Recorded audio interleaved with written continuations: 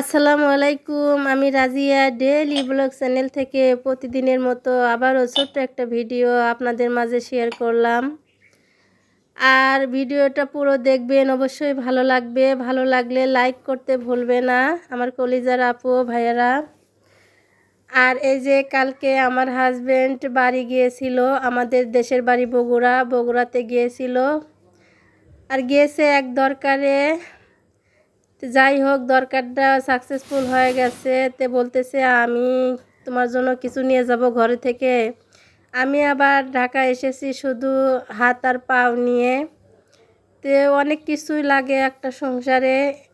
আসার সময় অনেক জিনিসপত্র আনছি, তারপরেও অনেক আমার ঘরে রেখে আসছি। তে বলতেছে জিনিসগুলো নষ্ট হয়ে যাইতেছে, কিছু কি নিয়ে যাবো। এর আগে এক বস্তা জিনিস আমি বাড়ি গিয়েছিলাম, আর সেই অনেক কিছু শো পিস আর কি আর্টিফিশিয়াল ফুল আমার অনেক প্রয়োজনীয় জিনিস এক বস্তা আসার সময় গাড়ির ক্যাবিনে দিয়েছিল আমার হাজবেন্ড, কিন্তু বস্তার কোনো টোকেন দিয়েছিল না হেল্পার। আমাদের বস্তাকে যেন নিয়ে চলে গেছে, আমরা তো খেয়াল করি নেই। যাই হোক জিনিসগুলো হয়তো আমার কপালে নাই, এই জন্যই যে আমার কাছে আসে নেই।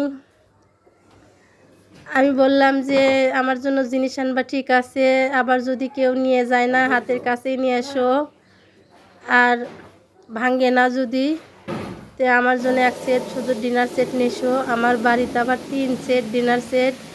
আর ঢাকা শহরে মেহমান আলে অনেক জিনিসের প্রয়োজন হয়, আর অনেক জিনিসপত্র আছে, কিনে টাকা নষ্ট করে লাভ কি। তে বললাম যে তাহলে এক সেট ডিনার সেট নেশো। আর এই দেখেন জিনিসগুলো আনছে, অনেক সুন্দর করে আনছে, কাপড় দিয়ে বালতি ভরে সুন্দর করে কাপড় দিছে, আবার জিনিস দিছে, আবার কাপড় দিছে।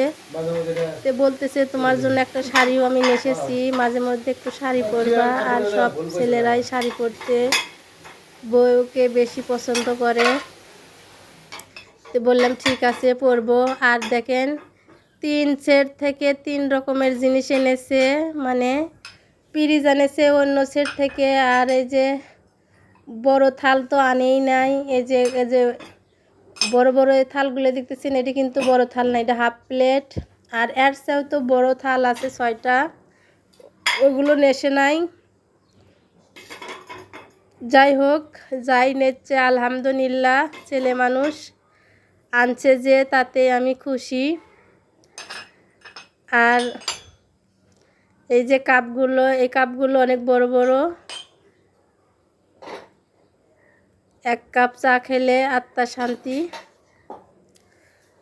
আর আমার বড় মেয়ে শ্বশুরবাড়ি গিয়েছিল, ওখান থেকে পিঠে দেওয়া হয়েছে। তারপরে আমার মেয়ের আবার মেয়ে হয়েছে, আমার নাতি, সে নাতির আকিকে করছে।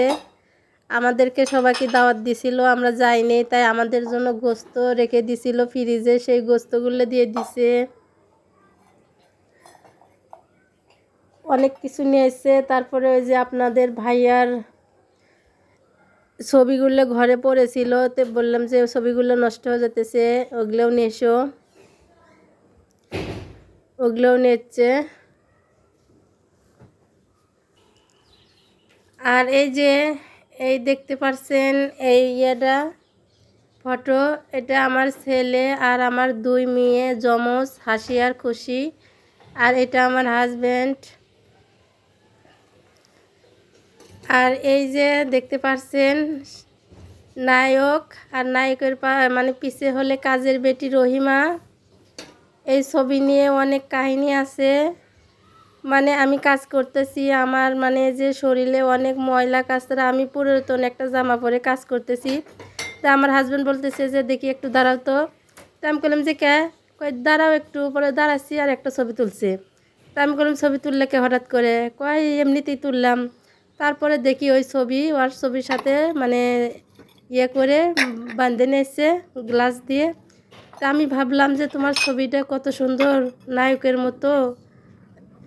আর আমার ছবি লাগতেছে তো কাজের বেটি রহিমা, কয় কাজের বেটি রহিমাই আমার কাছে ভালো, তাই আমি বাঁধে রাখছি, আমি যদি মরে যাই এটা স্মৃতি হিসেবে রেখে দিও। যাই হোক হাজব্যান্ড নিয়েছে, করার কিছু নাই। আর এই যে দেখেন সেটগুলো এক এক থেকে এক এক মানে সেট থেকে এক এক রকমের জিনিসপত্র নিয়েছে। যাই হোক, কিছু করার নাই। ভিডিওটা ভালো লাগলে অবশ্যই লাইক কমেন্ট সাবস্ক্রাইব করতে ভুলবে না।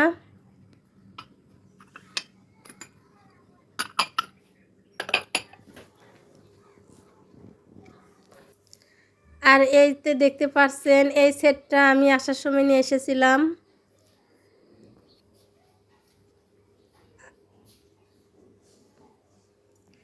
আর এই যে পিঠা আমার বিয়ান দিয়েছে আমার জন্য, যেহেতু আমি যাই নেই। আর কয়দিন মানে 2 দিন আগে আমার ননদ এক পাতিল পিঠা এনেছিল, সেগুলোই আমি খাই নেই, ফেলে দিয়েছি, আমার পাশের ভাড়াটেক দিয়েছি। আর এই যে গোস্ত, খাসির গোস্ত আমার বিয়ান আমার জন্য দিয়েছে, মানে আমার মেয়ের শাশুড়ি, আমার বড় মেয়ে।